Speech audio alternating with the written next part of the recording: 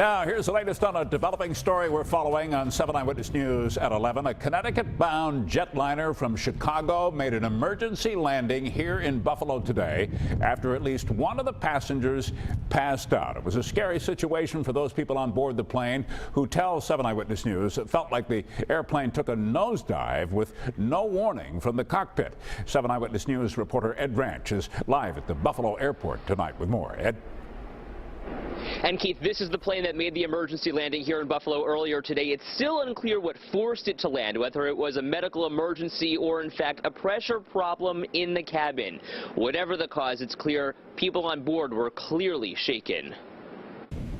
Buffalo fire crews surrounded United Express Flight 5622, parked at the gate for hours after it took a steep mid-air dive. They asked us to tighten our seatbelts, and we basically nosedived until we leveled out at 10,000 feet, and that was pretty darn scary. Vanessa Bergman was flying from Chicago to Hartford, Connecticut with about 80 other people on board. People were nervous. Everyone knew something was going wrong. It's going to be gate number 4.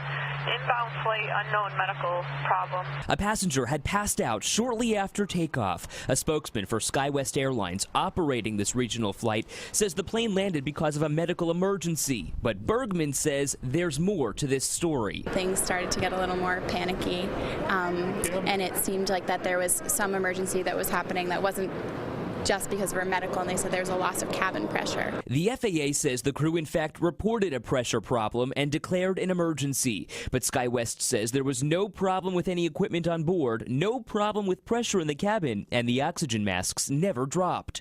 I don't know, just the sense of not knowing what's going to happen to you.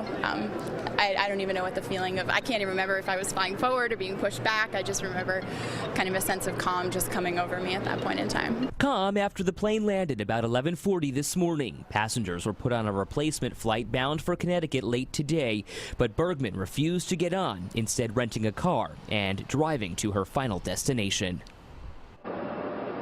This plane is still here on the runway at the Buffalo Niagara International Airport. It's a new model built in 2015 according to a search of government records. Now, hazmat crews were searching the plane, around the plane as well earlier this afternoon. I spoke to Fire Commissioner Garnell Whitfield about that, asking what the purpose was. He says that those crews did take samples from in and around the plane, but they're still being tested tonight. We're live in Cheektowaga tonight, Ed Ranch, 7 Eyewitness News.